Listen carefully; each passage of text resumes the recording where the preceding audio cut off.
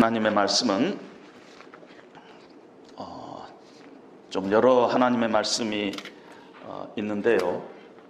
오늘 요셉의 이야기가 창세기의 14장을 기록하고 있는데 이걸 몇 번에 나눠서 할까 하다가 그냥 한 번에 하기로 해서 몇 성경 말씀을 부분적으로 제가 봉독해 드리도록 하겠습니다. 창세기 37장 2절로부터 4절 그리고 12절로부터 20절까지 제가 먼저 봉독하겠습니다. 야곱의 족보는 이러하니라.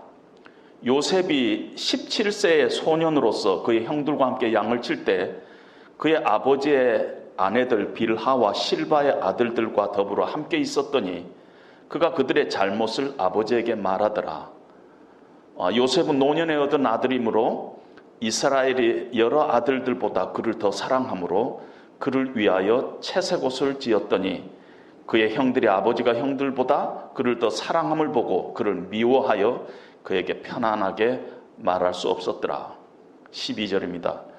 그의 형들이 세겜에 가서 아버지의 양떼를 칠 때 이스라엘이 요셉에게 이르되 네 형들이 세겜에서 양을 치지 아니하느냐? 너를 그들에게로 보내리라. 요셉이 아버지에게 대답하되 내가 그리 하겠나이다. 이스라엘이 그에게 이르되 가서 네 형들과 양떼가 다 잘 있는지를 보고 돌아와 내게 말하라 하고 그를 헤브론 골짜기에서 보내니 그가 세겜으로 가니라. 어떤 사람이 그를 만난즉 그가 들에서 방황하는지라. 그 사람이 그에게 물어 이르되 네가 무엇을 찾느냐?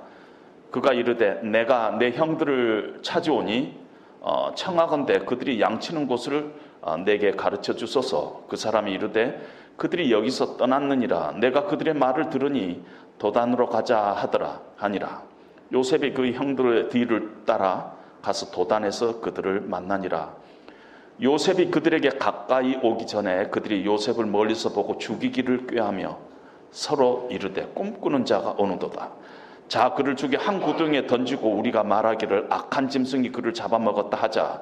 그의 꿈이 어떻게 되는지를 우리가 볼 것이니라 하는지라. 39장 1절로부터 3절까지 봅니다.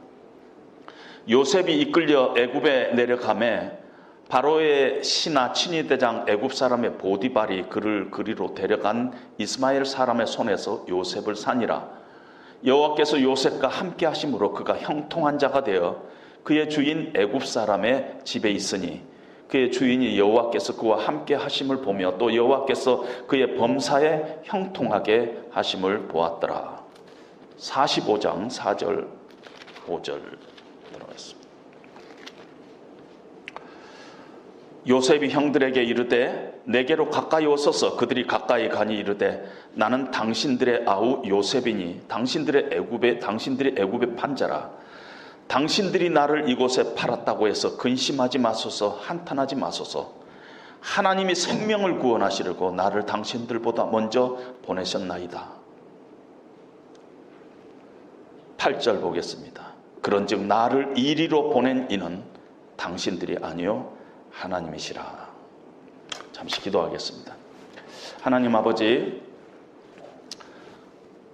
요셉의 생애를 아주 자세하게 성경에 기록하신 하나님, 이 말씀이 오늘을 사는 우리에게 꼭 필요한 말씀이기에 하나님께서 성령의 감동으로 이 말씀을 성경에 기록한 줄로 믿습니다. 하나님의 뜻이 오늘 우리의 예배 가운데서 말씀의 선포 가운데서 드러날 수 있도록 하나님 도와주시옵소서. 나의 입술의 모든 말과 내 마음의 묵상이 주께 연락되기를 원하나이다. 예수님 이름으로 기도합니다. 아멘.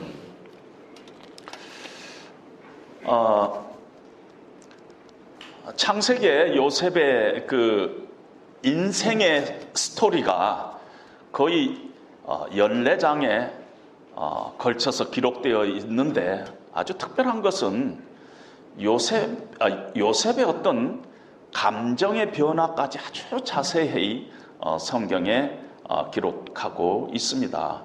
하나님께서 왜 요셉의 일생을 이렇게 자세히 기록하고 계시는가? 2주 전에 제가 야곱을 설교하면서 야곱의 이 창세기에 1차적인 독자들이 출애굽 세대라 그랬습니다. 이제 출애굽해서 가나안 땅으로 들어가는데 하나님께서는 야곱을 통해서 너희가 가나안 땅에 들어가기 위해서는 야곱같이 너희 이 인생을 살아가고는 하나님의 축복의 땅, 하나님이 주시는 땅에 들어갈 수 없다. 너의 이름이, 너의 삶의 가치관이 이스라엘로 변화되지 않고서는 결코 가나안에 들어갈 수 없다 하는 그런 메시지가 이 안에 있었다 하고 제가 말씀을 드렸습니다. 요셉의 이야기를 통해서도 그 제 1차적인 그 독자들은 출애굽 세대입니다. 그들의 정황을 가만히 생각해 보면은요, 지금 이 독자들은 날 때부터 종으로 태어났어요. 그리고 평생 종으로 살았습니다. 그런데 어느 날 모세라는 지도자가 나타나서 애굽의 바로 왕과 이렇게 대척하더니 이스라엘 백성들을 광야로 끌고 가는 것입니다. 그러면서 하는 이 얘기가 우리가 가야 할 목표는 가나안이라고 이 얘기를 합니다. 그래서 모세 지도자를 따라서 애굽을 벗어나서 가나안으로 가는데 40년간 광야에서 어떤 의미에서 방황하며 허송세월을 보내며 고생을 합니다. 그들의 마음속에 이런 것들이 있었다는 그런 상상을 해봅니다. 왜 우리는 애굽에서 종으로 태어났지? 왜 우리의 삶은 이렇게 힘들지? 가나안 하는데 우리가 꼭 가나안으로 가야만 될 그런 이유가 뭐가 있는가? 이런 생각이 들었을 것입니다. 그리고 창세기에 이 하나님의 말씀을 통해서 애굽에 전설적인 인물 요셉이라는 총리가 있었는데 나라가 어려움이 있을 때 나라를 구한 인물인데 그 사람이 바로 우리 조상이다 하는 것들을 배우고 또 알게 됐습니다. 그리고 그 요셉이 가만히 보니까 우리처럼 오랫동안 종 노릇 했었더라. 그리고 그 요셉이 많은 고통의 시간을 보냈는데 그 요셉이 어떻게 고백을 하냐면은 이 모든 일의 배후에 우리 인생의 생사화복을 주장하시는 절대 주권적인 하나님의 섭리가 있다고 고백을 하고 있다 하는 그 하나님의 말씀을 그들이 들으면서 이제 마음속에 각오를 했을 것 같아요. 야, 우리가 절망해서는 안 되겠다. 하나님께서 아브라함 때부터 우리 믿음의 조상 아브라함 때부터 하나님께서는 이 민족을 가나안이라는 땅으로 목표를 정했는 것이 분명할진데 우리가 왜 가나안에 가느냐, 왜 우리가 꼭 가나안에 가야 되느냐 하고 이 얘기할 것이 아니라 우리도 끝까지 하나님의 그 말씀 붙잡고 가나안 땅까지 가야 되겠다. 그것을 마음속에 결심하면서 우리가 누군가, 과연 우리의 정체성이 누군가 하는 것을 다시 한번 확인하는 그리고 위로를 받는 그런 귀한 말씀이 요셉의 생애가 성경에 기록한 이유 중에 큰 이유라고 생각합니다. 성령 하나님께서 이 말씀을 기록하게 하시고 오늘 우리에게도 이 말씀을 전합니다. 어떤 의미에서 절실히 필요한 메시지이기 때문에 우리에게도 요셉의 일생을 전하시고 계시는 것입니다. 특별히 요즘 우리가 참 코로나 팬데믹으로 인해서 참 참담한 세상 그 시대 속에서 우리가 살고 있습니다. 우리도 모르는 사이에 너무 그 세상이 힘드니까 세상 사람들과 거의 비슷한 그런 생각을 가지고 살아가고 있습니다. 과연 크리스찬이라는 것은 무엇인가? 나는 누군가? 하는 질문을 우리는 이제 다시 한번 던져야 될 때라 그런 생각을 합니다. 한 두 달 전인가요? 우리 동창들이 모여서 같이 이렇게 몇 명이 이렇게 식사를 하는데요. 제 앞에 있는 동창이 이렇게 저한테 얘기합니다. 목사님, 저는 예수님은 존경하고 예수님은 닮고 싶은 아주 훌륭한 인물인 것을 인정합니다. 그런데 나는 기독교인이 아닌데 예수 믿는 사람은 참 싫어요. 그래서 참 당황도 안 했어요. 그런 세대 속에 우리가 살고 있기 때문에. 근데 가만히 생각하면은 우리가 그리스도인이라 하는 것은 우리가 붙인 이름이 아니라 세상이 우리에게 붙여진 이름이잖아요. 사도행전을 보면 안디옥 교회에서 얼마나 그리스도 닮았으면 그리스도인이라 그랬겠느냐. 그런데 우리가 닮기를 원하는 예수님과 우리가 예수님을 따른다는 그리스도인 사이에 이렇게 생각보다 깊은 간극이 있다는 것은 참 서글픈 일이 아닌가 하는 그런 생각을 하게 됩니다. 미국에 있는 지인 목사님이 SNS를 하는데 제가 가끔 들어가서 보는데 얼마 전에는 이런 글을 썼습니다. 나는 도대체 SNS에서 이렇게 서로 이 얘기를 하면서 기독교인과 비기독교인의 차이는 교회 다니고 교회 안 다니고 밖에 차이를 볼 수가 없다. 그러니까 앞으로 나한테 댓글 다는 사람은 반드시 댓글 앞에다가 크리스찬이면 크라고 쓰고 댓글을 달라는 거예요. 그러니까 이제 그 댓글을 다는데 목사님 안녕하세요. 또 요즘 어떻게 지내세요? 다 크를 쓰는 거예요.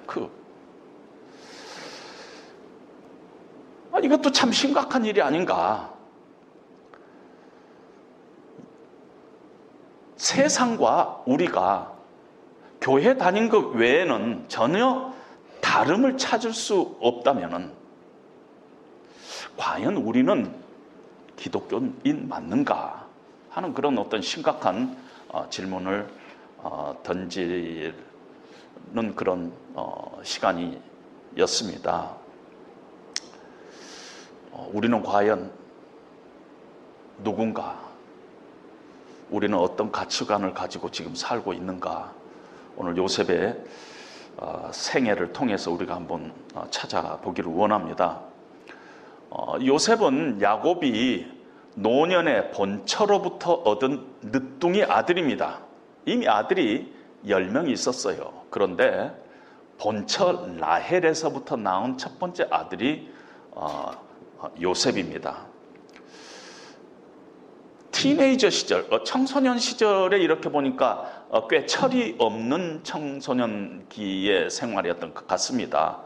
형들이 잘못을 아버지에게 말했다 이렇게 성경이 표현하고 있는데 사실은 말했다는 단어가 뒷바라는 단어를 쓰고 있는데 뒷바라는 단어는 고자질하다. 그 고자질하다라는 것을 넘어서 악평하다, 과장하다, 거짓말을 보태서 이야기하다 이런 뜻으로 성경에 사용되고 있습니다. 그래서 형들의 잘못을 아버지에게 이야기하는데 막 붙여가지고 이야기하면 형들 아주 나빠요 막 이러면서 악평을 하면서 없는 말까지 붙여서 고자질을 했던 것 같습니다. 그래서 배다른 형들인데 그리 안 해도 별로 이쁘지 않을 텐데 얼마나 미워했겠어요. 우리가 상상할 수 있을 것 같습니다. 뿐만 아니라 아무 얘기나 생각 없이 막 떠벌리는 그런 참 미숙한 상태였던 것 같아요. 그래서 상대방에게 상처를 주는 얘기도 함부로 했었어요.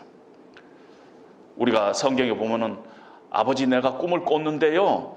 형들이 뺑 둘러가지고 나한테 절을 합디다. 저 그런 꿈을 꿨어요. 그러니까 형들이 그 얘기를 듣고는 어떻겠어요? 우리가 형 입장이다면 저놈 새끼 나중에 언제 단단히 한번 손 한번 봐야 되지.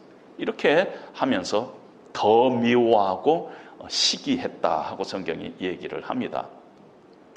어느 날 그 형들이 세겜이라는 곳으로 양을 치러 갔는데 아버지 야곱이 요셉을 불러갖고 형들이 잘 있는가 한번 가서 보고 와라 했습니다. 그래서 세겜에 와서 형들을 찾는데 형들이 보이지 않아요.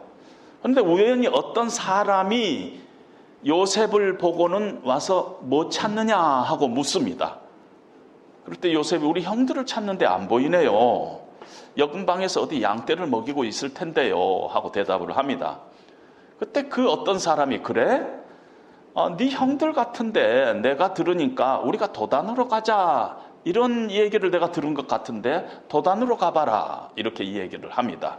그래서 거기서 한 20km 떨어진 도단으로 가서 요셉이 형들을 만납니다. 근데 멀리서 요셉이 오기 전에 그것을 보면서 형들은 요셉을 죽이기로, 어떤 명에서 크게 혼쭐을 내 주기로 서로 모의를 합니다. 그래서 요셉이 도착하자 요셉의 옷을 벗기고 한 구덩이에다가 이렇게 던지는데, 구덩이가 그 지역에 이렇게 고증을 보니까 한 3m 내지 6m 정도의 구덩이, 물이 없는 구덩이에 요셉을 던져버립니다.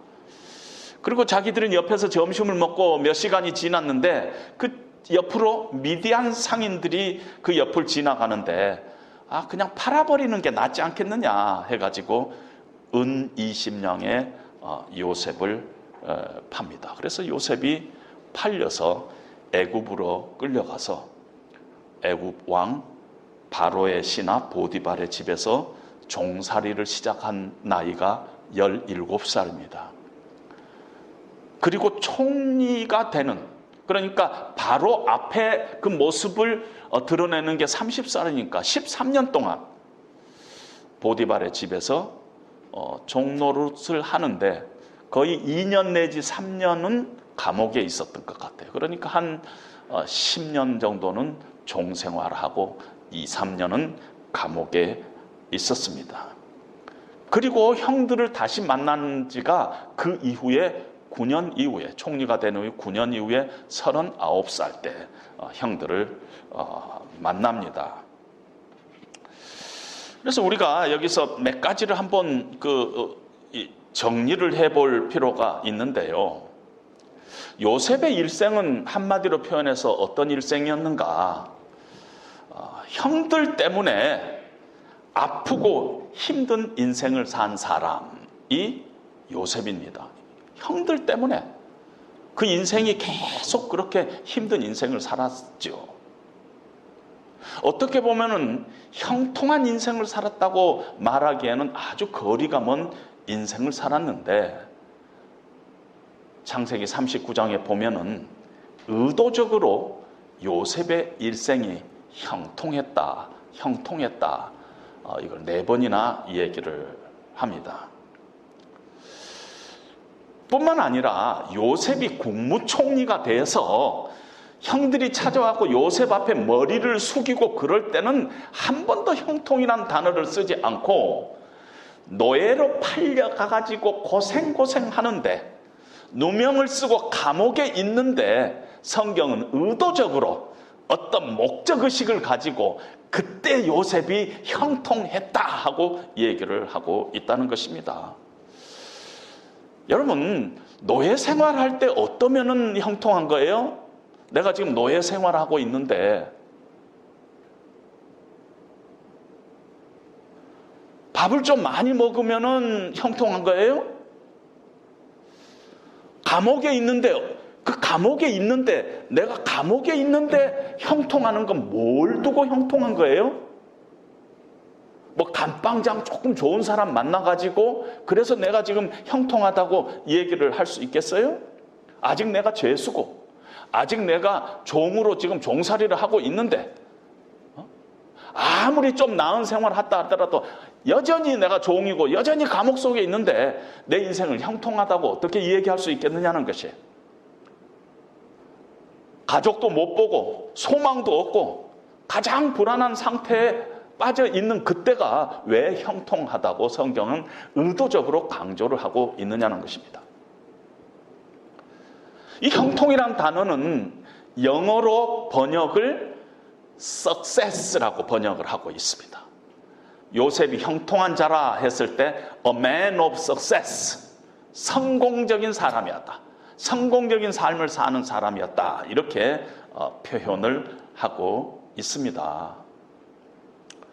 여기서 우리가 이 용어를 정리를 일단 해야 됩니다. 우리가 통상적으로 세상에서 성공이라는 단어를 쓸 때는 내가 원하는 것이 이루어질 때 그것을 성공이라고 합니다. 내가 꿈꾸던 것, 내가 소원하던 것들이 이루어질 때 내가 참 성공적인 내 인생을 산다. 이렇게 얘기합니다. 감옥에 있을 때는 뭐 그것이 성공적이다 이 얘기하지 않아요. 내가 종으로 있을 때 무슨 성공적이다 이 얘기하지 않습니다. 뭐 돈이 없어가지고 가난할 때 그걸 성공적이라 얘기하지 않습니다. 언제 우리가 성공적이라 얘기하냐면은 좋은 학교를 들어가고 좋은 직장에서 연봉이 얼마 됐을 때 그 사람 성공했네 이렇게 우리가 이 얘기를 합니다.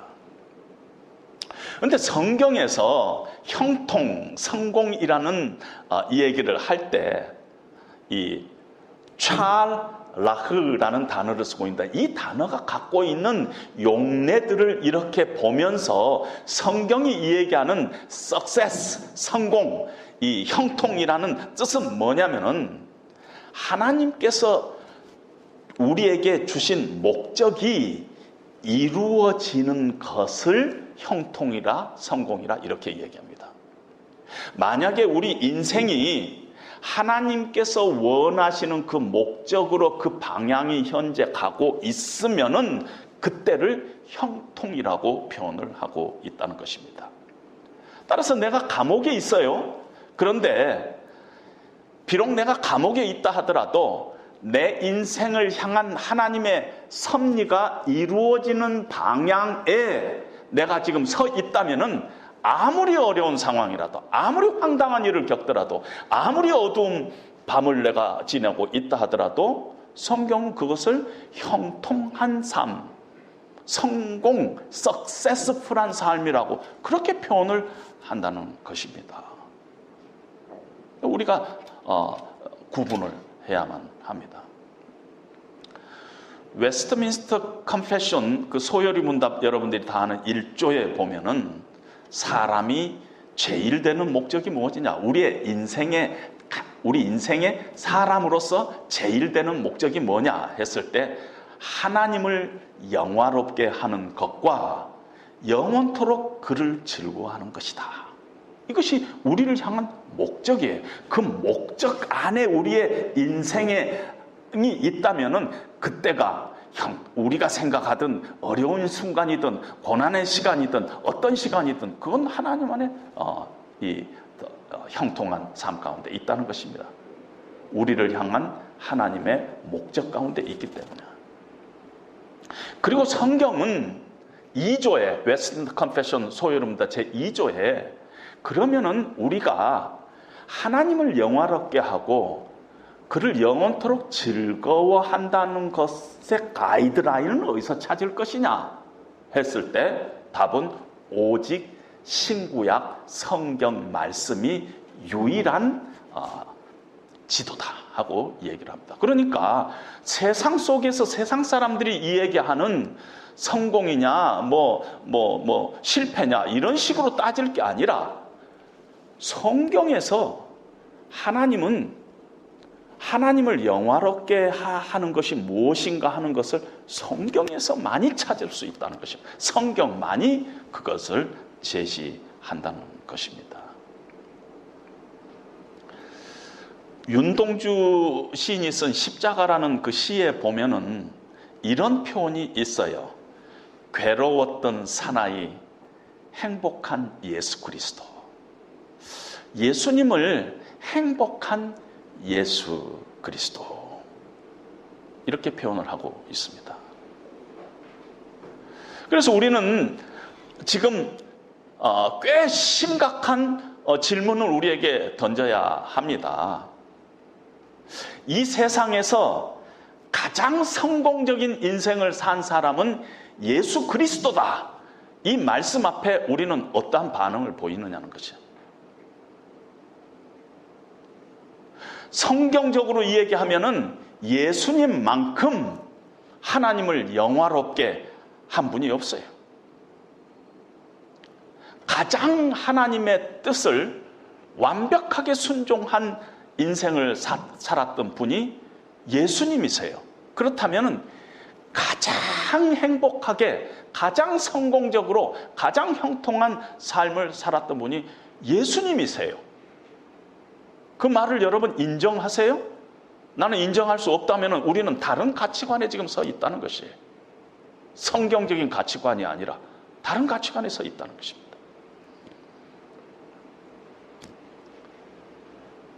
뿐만 아니라 하나님의 이 목적이 이루어져 가는데 좀 더 구체적으로 성경은 우리의 믿음의 조상 아브라함을 통해서 우리에게 어떻게 제시를 하느냐 하면은 아브라함과 또 이삭과 야곱에게 계속 하나님께서 창세기 12장 이후에 어떤 자가 정말 하나님의 목적 가운데 사용되느냐 하면은 나를 통해서 하나님의 복이 유통되는 그런 삶을 사는 자를 하나님께서는 우리에게 목적을 두고 있다는 것입니다. 내가 너희에게 복을 주리라. 네가 복이 될지라. 네를 통해서 땅의 모든 족속이 너로 말미암아 복을 얻을 것이라. 하나님의 복을 유통하고 전달하는 그 목적에 그 인생이 있도록 하는 것이 하나님의 우리에게 향하신 목적이라는 것입니다. 근데 그 목적이 요셉에 와서 현실적으로 좀 이루어지고 있어요. 보디발의 집이 복을 받아요. 왜? 요셉 때문에 하나님의 복이 보디발의 집에 임하더라. 요셉 때문에 그 집이 복이 임하는 것을 보고 있습니다. 그래서 하나님께서 성경에 우리에게 말씀하시는 이런 복은요, 어떤 그 형통의 복은 내 혼자 받고 즐기는 것이 아니라 그 복을 자꾸 남에게 나누고 그래서 나로 말미암아 다른 사람이 정말 복된 인생을 살아가는 것을 성경이 그 사람이 지금 하나님의 언약 백성으로 믿음의 삶을 살고 있다, 이렇게 얘기를 합니다. 가만히 보면 야곱 집안은요, 지금 아주 어떤 면에서 세상적으로 얘기하면 콩가루 집안이지 않아요? 아들을 편애하는 아버지, 형제들 간의 미움과 반목과 시기와 마음속으로 살인하고, 그래서 실제 동생을 그냥 먼 이국에 몰래 팔아버리고 아버지한테 속여가지고 동물이 어떤 짐승이 와갖고 다 갈기갈기 찢겨서 죽였습니다. 이러면서 사는 집안이잖아요. 어떤 면에서 평생 죄책감에 시달리는 그 집안이에요. 그런데 요셉이 그 형제들을 용서하고 그 관계를 회복해가는 것을 우리는 봅니다. 요셉의 삶이 보디발의 집안만 축복을 주는 것이 아니라 자기 가정까지도 회복시키고 새롭게 하고 축복하는 그런 인생을 살고 있는 것을 우리는 봅니다. 따라서 형통에 대한 우리의 생각을 다시 한번 정리를 해야 될 줄 압니다. 두 번째로, 같은 통인데 고통에 대해서 좀 정리를 해야 합니다. 우리는 고통이 면제가 되면은, 고통이 없으면은 그것이 형통이다, 이렇게 자주자주 잘못 생각하고 있습니다. 그런데 성경이 말하는 형통은 고통을 포함하고 있습니다.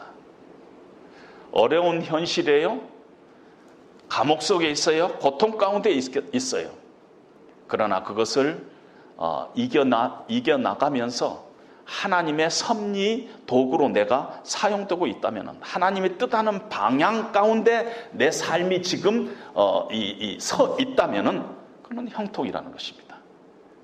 그것이 고통의 순간이든 또 잘 나가던 순간이든 상관없이.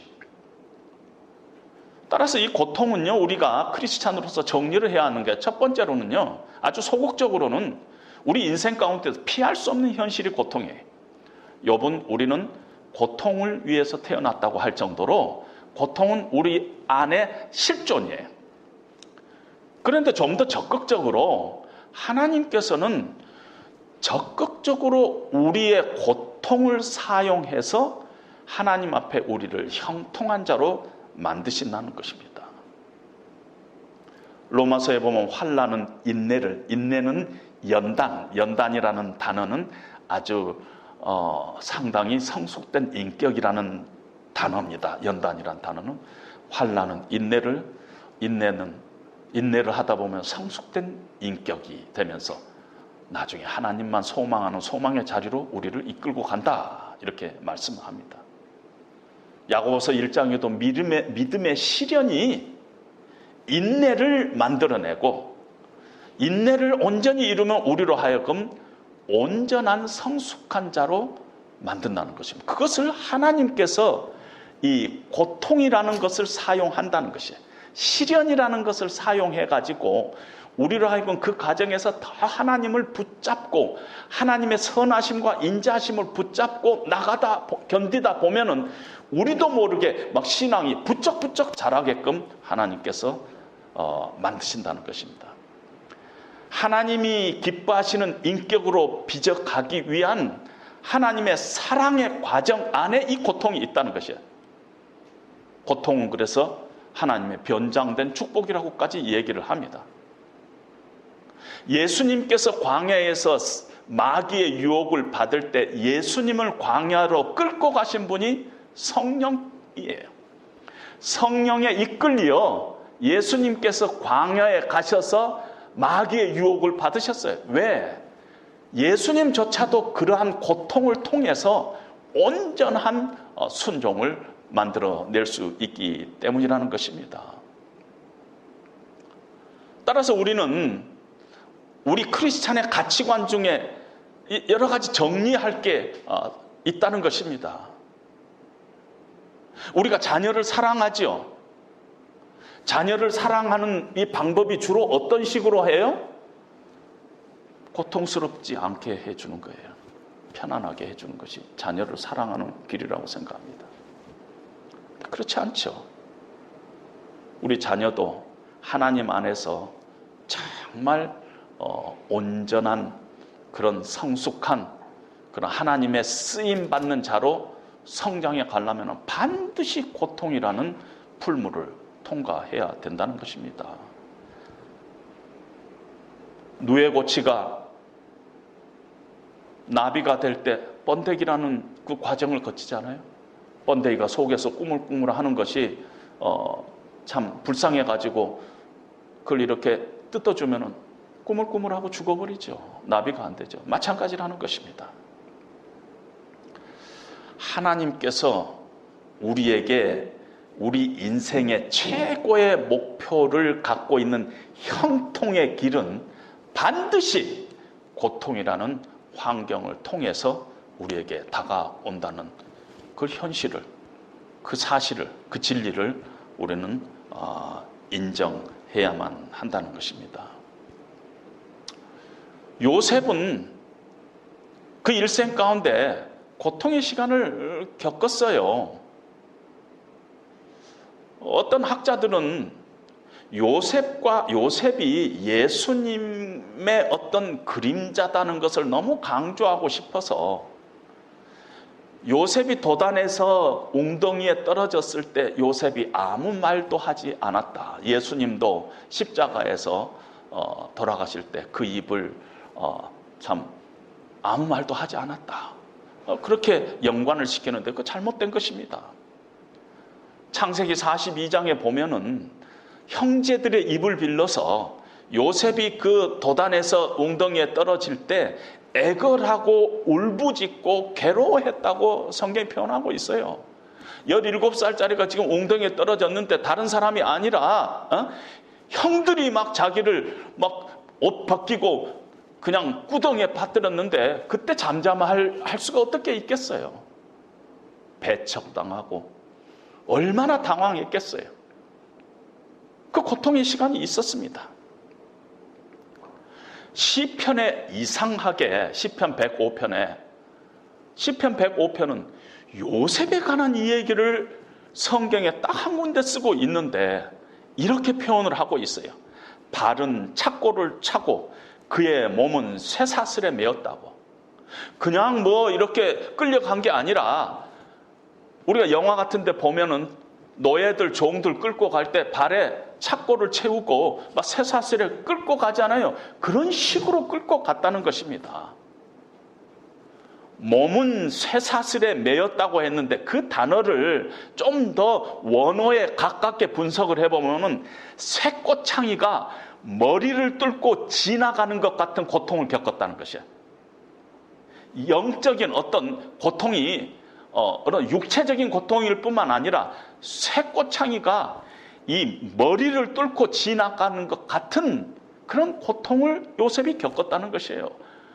얼마나 황당했겠어요. 그 어린 나이에 형들에게 옷 다 벗겨가지고 구덩이에 던지더니 알지도 못한 사람들한테 팔려가지고 딴 나라에 지금 팔려가는 이 요셉이 그 10년 가운데 얼마나 황당하고 얼마나 당황스럽고 얼마나 힘든 시간을 보냈을까 우리는 짐작을 할 수가 있습니다. 그런 이후에 형들을 만났을 때 요셉이 상상할 수 없는 고백을 합니다. 형들이 애굽에 판 요셉입니다. 그러나 형들이 나를 애굽에 팔았다고 해서 근심하지 마소서, 한탄하지 마소서. 하나님께서 생명을 구원하시려고 나를 형들 먼저 이곳으로 보내셨습니다. 그런즉 나를 이곳으로 보낸 이는 당신들이 아니요 하나님이십니다. 이런 고백을 합니다. 그럼 그 기간 동안에 무슨 일이 있었느냐 한 것이에요. 요셉의 고통의 시간, 요셉이 놀라운 고백을 하는 그 그 가운데 시간에 요셉은 어떤 시간을 보냈느냐. 저는 하나님을 바라보는 시간이라고 붙여봤습니다. 왜냐하면 시편 105편에 요셉의 고통을 이야기하면서 이렇게 표현을 하고 있어요. 여호와의 말씀이 응할 때까지라. 하나님의 말씀이 그를 단련하였도다 하고 얘기를 하고 있어요. 그러니까 우리는 잘 모르지만 그 기간 동안에 요셉이 참 어려운 시간을 보내면서 하나님을 생각했어요. 내 인생의 주어를 하나님으로 바꾸는 그런 참 어떤 내 삶의 패러다임을 바꾸는 그런 시간들이 있었어요. 하나님을 소망하고 하나님만 붙잡고 하나님의 언약의 말씀만 붙잡고 스트럭을 하는 그런 시간이 있었어요. 내 인생을 하나님 안에서, 믿음 안에서 재해석하는 그런 시간을 가졌어요. 내려놓음의 시간이 있었어요. 그래서 첫 번째 아들을 므낫세라고 지었는데, 므낫세라는 뜻이 잊어버림이에요. 내가 참 내 마음속에 여전히 참 형들에 대한 원망과 그 아픔과 그런 것들이 아직도 남아있구나. 하나님 안에서 내가 다 정리해야지, 내려놔야지, 잊어야지 하는 그런 시간들이 있었습니다. 이제는 내가 피해자가 아니라 하나님의 섭리의 도구로 자기 자신을 다시, 자기 자신의 정체성을 다시 정립하는 그런 시간이 있었다는 것입니다. 그래서 나를 이리로 보내는 이는 형들이 아니라 하나님이십니다. 하나님께서 나를 이리로 보냈습니다 하는 그런 고백이 있기까지, 하나님의 말씀이 응할 때까지 여호와의 말씀이 요셉을 단련하였도다. 그 기간이 있었다는 것입니다.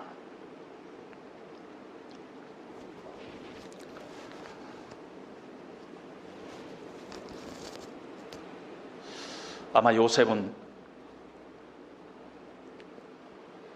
도단을 생각할 때마다 늘 그 아픔의 현장으로, 상처의 현장으로 기억했을 것입니다. 우리도 인생을 살면서 정말 그 순간은 내가 생각하고 싶지도 않고, 그때는 기억하고 싶지도 않는 도단과 같은 그런 사건이 우리들에게도 있습니다. 생각만 하면은 얼굴이 참 붉어지고 창피하고 쥐구멍이라도 들어가고 싶은 그런 때도 있을 거고요. 그때만 생각하면은 내 가슴 속에 분노가, 서글픔이, 그런 것들이 솟아나는 그런 때도, 그런 어떤 도단이 있을 거고요. 또 어느 때는 정말 왜 그때는 하나님께서 나에게 아무 얘기도 해주시지 않았을까? 그때는 하나님이 내 인생 가운데 없는 그런 시기 아니었는가? 하나님에 대한 섭섭함, 감정을 가지는 그런 도단이 우리 인생 가운데 있을 수 있습니다. 울부짖어도 아무 소용이 없던 곳, 내 인생의 불행이 시작되는 곳, 하나님께서 안 계셨던 곳, 놀랍게도 창세기 37장 도단의 사건 주변에는 하나님이라는 이름이 한 번도 등장하지 않고 있습니다. 그리고 그 사건 이후에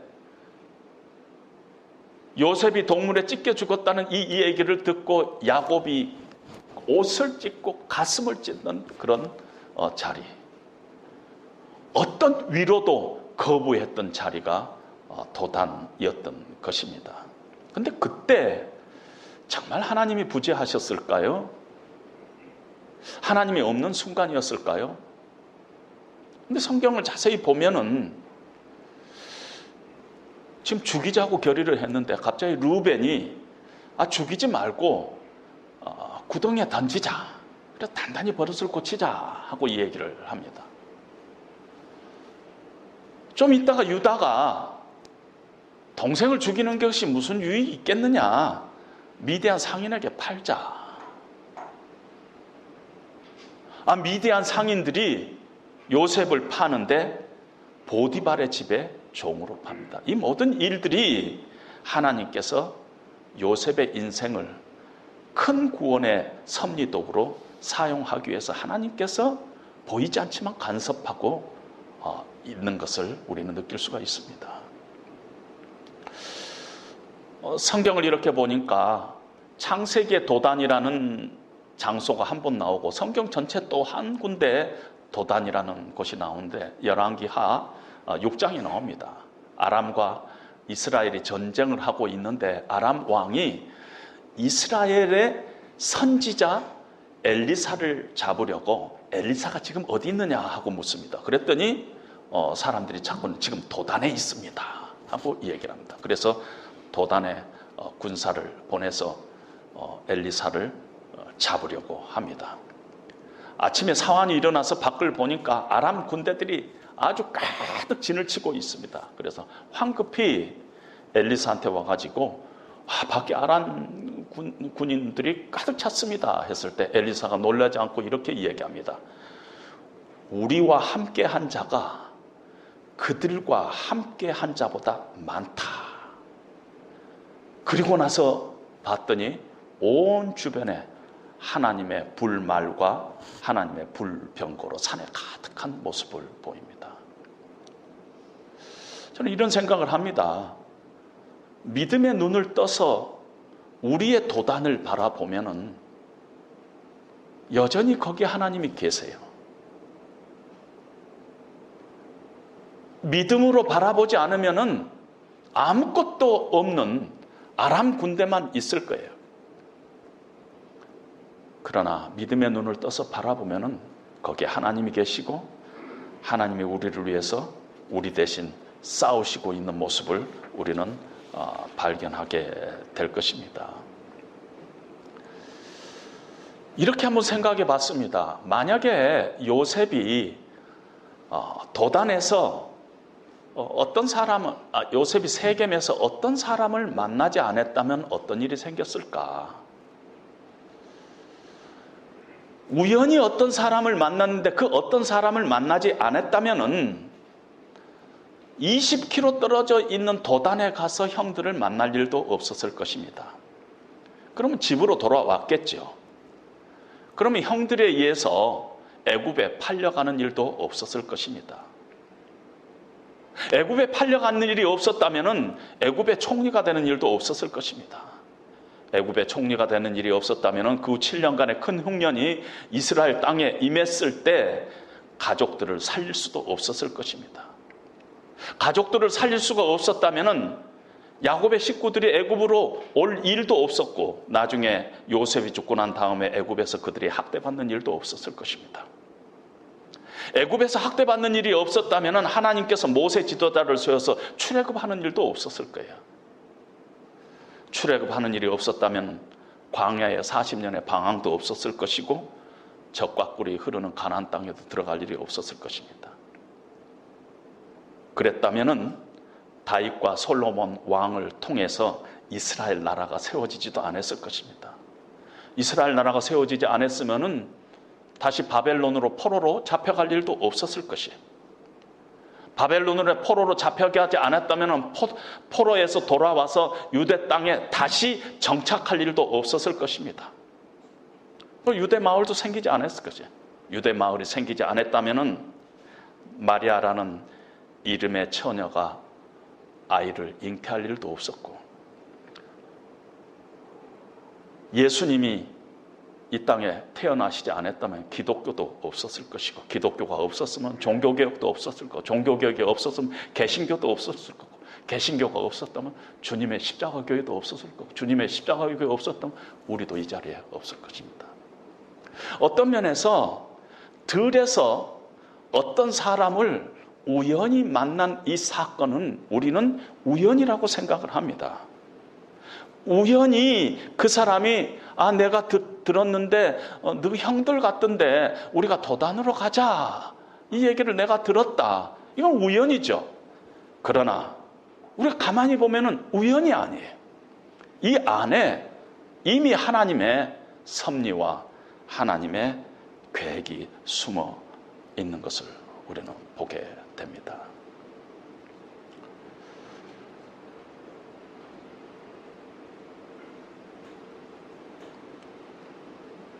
코로나 팬데믹으로 우리가 암울한 시대 속에 살고 있습니다. 답답하죠. 불안하죠. 이런 어려움이 있다 보니까 기독교인들이 지금 어떻게 행동하고 있느냐면은 세상 사람들과 다 같이 걱정하고 같이 불안해하고 신앙생활과 관계없는 쪽에 우리의 모든 시선을 지금 주고 있습니다. 그리고 어느 틈엔가 하나님은 계시지 않은 것 같은 그런 실존 속에 우리가 지금 살아가고 있습니다. 근데 하나님은 여전히 만물을 붙잡고 계세요.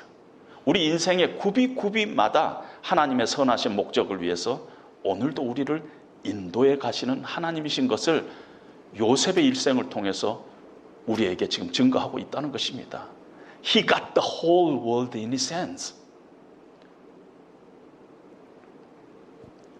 따라서 우리는 지금 이 시간, 코로나 팬데믹으로 우리가 이렇게 낙심되고 참 좌절되어 있는 이 시간 동안에 우리는 과연 무엇을 해야 하는가? 저는 우리는 생각해야 된다고 생각합니다. 내 인생의 주어를 하나님으로 바꾸고 내 인생을 다시 한번 새롭게, 내가 크리스찬인데 왜 크리스찬인가? 나는 크리스찬 아닌 사람들과 무엇이 다른가? 내 정체성은 어디 있는가? 한번 생각하면서 하나님의 말씀에 더욱더 우리가 창념해야 할 시간이라고 생각합니다. 그리고 요셉처럼 용서하고 관계를 회복하는 그런 시간으로 우리가 사용해야 합니다. 하나님께서 보내셨습니다. 그런 고백이 내가 피해자가 아니라 내가 하나님의 섭리 도구로 내가 지금 사용되고 있습니다 하는 그런 고백이 우리 심령 속에서 정말 고백될 수 있도록 우리 삶들을 조정해야 합니다. 우리가 남은 인생이 얼마 남지 않았어요.